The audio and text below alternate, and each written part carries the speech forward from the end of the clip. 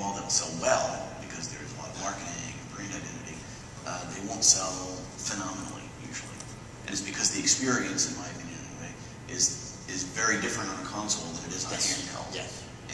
And usually the context under which you're playing on the handheld, I mean, at least for me, it is when I'm going somewhere or I just want to occupy myself because I don't want to get caught in a conversation with the weird guy over there. It's like, I'm going to just do this. I'm playing Sim Revolution. Okay. I mean, it is different. And also, I think that when you buy, that when the things are like $1 or $2, you're getting a lot of impulse purchases. I wish there was data that showed for the number of downloads how many were played more than once. Because someone's like, I'm bored, I will buy something. That's what I do in this country. Yes. Well, the model there of, try it for free and then buy the more enhanced version is also very bright. Yeah. Same reason. I mean, it's... I guess in some cases, let's see if the birds get angrier. Let's find out. Let's find out. I mean, do you actually, though, especially for consoles, do you think demos of games prior to their release are helping with sales for certain games? It always seems, I guess, I'm so sensitive to what's happening in the hardcore community that sometimes I see demos come out and I'm like, oh, I don't think this game is any good. And I've always wondered if there really is a double-edged sword with putting demos out there. Yeah, I think that there are two different audiences generally. The people who are willing to seek out really the demos on consoles probably aren't the same people. Well, there's overlap. They won't be the exact same people as the ones who are downloading, the free trial version on an iPod. Yes, I love how I think it was last month the Modern Warfare 2 demo was released. For that one guy, he's like, I'm still on the fence. I don't know. I just want to check with one of our guys here how much time we have left. So I want to make sure that we open it up to questions. How much time do we have? About 25 minutes now. About 25 minutes. All right.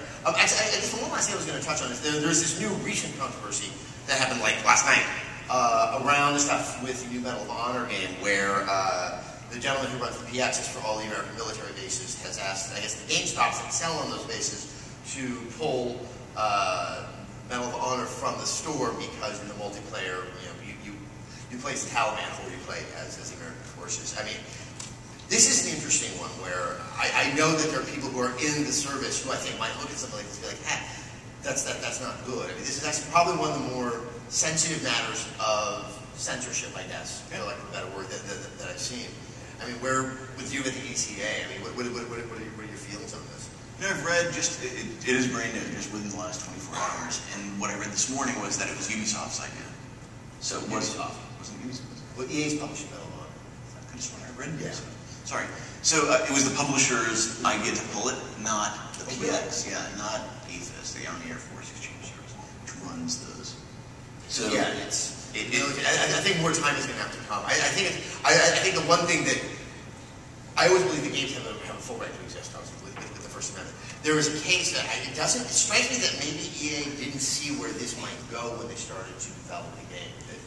The messaging and the positioning of why we are allowing the multiplayer to have these two sides of what is a very current conflict that people are dying in.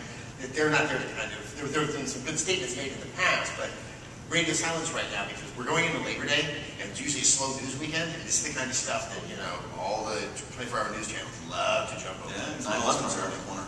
Yeah. All right, well, with that, I would like to open it up to questions. We would like to actually have everyone line up behind a mic. Oh, that's right over there. See the young lady?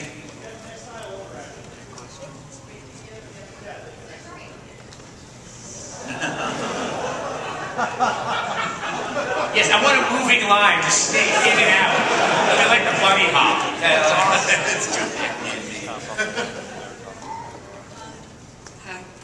I wanted to ask, how seriously do you think the Supreme Court or the ECA takes online petitions? Because it seems like they might be kind of easy to hack. Like somebody could be, I'll go on the computer here, then I'll go to school and see if I can sign up for it under a different name or some silly name. And it just kind of makes me wonder if the Supreme Court looks at that and thinks like, okay, here's 10,000 signatures, but maybe we should throw 2,000 out because it's probably just some silly 12-year-old kid. Right. I just wondered what you guys thought. Yeah, no, it's something that we gave a lot of thought to. I mean, it wasn't anything that we're taking lightly because the case could be so phenomenally influential. I mean, another whole tangent that we didn't go down was the First Amendment rights of kids. So right now, kids have First Amendment rights when it comes to buying mature games or playing them even. But if the case were to go the other way, all of a sudden they lose First Amendment rights. So it defines that. So we take it very, very seriously. One of the things we did was contact the clerk's office directly right in the beginning. And Jen Mercurio, who's our vice president and general counsel, who just became admitted to the U.S. Supreme Court bar, by the way, talked closely with the clerks about exactly how the format would be done. And then we have a third party down in D.C. that specializes in exactly this, doing all the vetting. So it's not actually on our servers where Mickey Mouse could sign up 10 times and make a petition. It's all handled by experts in the field. Thank you. Thank you. Nice question. I actually hadn't thought about this. Really good.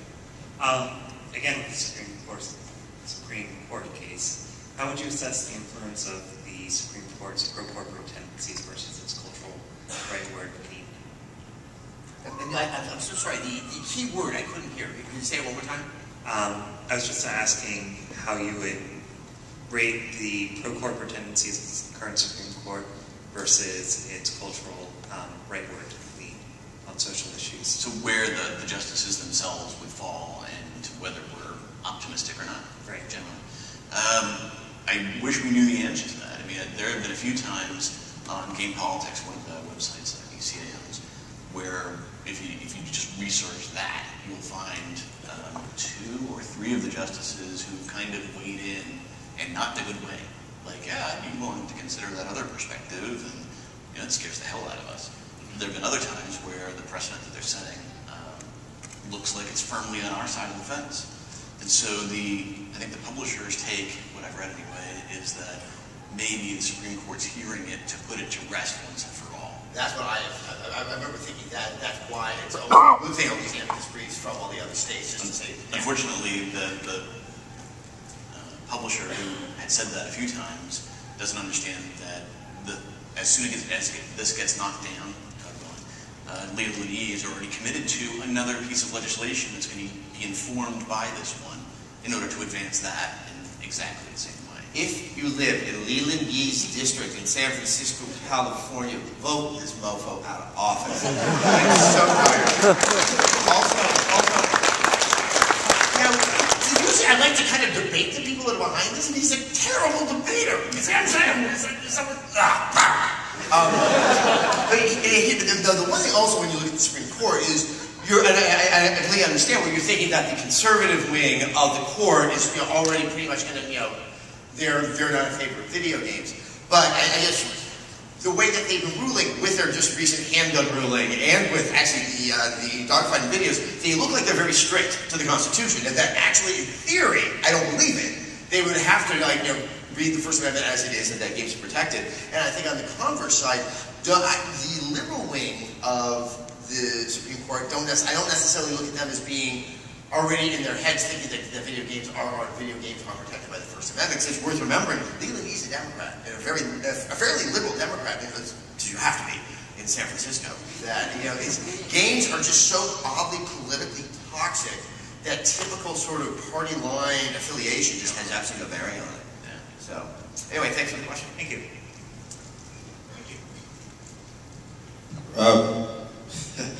All right, real quickly, I'm Future Designer 2 on the G4 forums, if anyone goes there. Thank you. Okay, my question is, what is the website for the pension? And do you think that the U.S. Supreme Court would maybe create a new amendment or for this new type of medium that they're not sure about? Well, maybe look at that in a broader way. That, as we were saying earlier, new media and all this new stuff, just like kind of current law, just doesn't. It's really slow to catch up with any of this. I mean, do you sort of foresee that something might have to be done, be it just sort of copyrights or all these things that are kind of something being called into question because of the way that the internet exists? Yeah, I mean, the short answer to the question is things have to change regardless. On the industry side, how consumers perceive and interact with the medium. I mean, things will need to change regardless. I don't know how substantively we could change them in order to avoid having more additional legislative problems in a worst-case scenario. I guess hopefully there doesn't need to be an amendment. Video games deserve to exist under current law, and if there was an amendment, it would have to be something as crazy as obviously the Prohibition Act. So it's just like literally that's just too scary to think of. Thanks so much for the question. On the topic of downloadable games, downloadable games are kind of on the rise right now. Do you think that the future of the industry kind of rides on downloadable games? Do you think the disc-based industry is going down, or do you think that we're going to stay level for a while? I think downloadable games right now are, where there's so much creativity. I mean, you look at something like Death Spank, which it's funny, and as I said earlier, it has an art style that isn't, the realistic art style. And it's like, and then you look at a game like Limbo, which is just mind-blowing. And it's like, none of those two games could sell. I mean, there's just no conventional hook that you can try to get a gamer to buy them with. And then you also, actually going back to what we were talking about, Tim Schafer is now Double-Fine in the downloadable space. They've announced one game, there's another one coming out soon. I mean, do you see downloadables as helping the industry get by? Do you think that's where the innovation is? Yeah, I mean, I think that it's probably a fast-moving pace. But what we were referring to earlier about how we were surprised that the next console was going to be disc-based. Right now, I think the annual sales amount to no more than 5 to 7% overall. So everything's disc-based still. But whether it will be over the course of the next generation, I guess what the publishers are telling us is that it will remain substantially the same. And while digital will grow, it will probably grow exponentially in small ways, like downloadable content and smaller downloadable games. I mean, if they continue making them larger, it's going to require a bigger pipe in order to get to you to begin with. And so there's always that race. Services like Dave Perry's or OnLive would be maybe the compromise between those places. Thanks so much, guys. Hi, guys. I was just really hoping to hear the 3D analogy story. Woo! So, true story. And, I'm going to let you know, I have not met this guy, and I've been telling this story on the radio and in public, and I haven't seen him since about 10, 15 years. So I had this roommate. A little odd. This is the early 90s, where this kind of behavior would be way too prevalent. I don't know if the kids are doing it these days. He was really into piercing his member. Oh. Prince Albert, a couple of others, I don't know, King George, I have no idea what they were. And it was unfathomable. I mean, it was just crazy. He really liked to show off, and I mean that very literally. So I went to him, and I was like, dude, why are you doing this? I knew it was because he was a narcissist, but really, I was sure what he was going to say. And he said, well, no, it increases sexual pleasure. And I was like, hey, how bad is it for you? And at one point, during the act of coitus, did it occur to you, like, you know what would really bring this to the next level? Some metal. I really want some metal here. So that's what I think about what 3D brings again.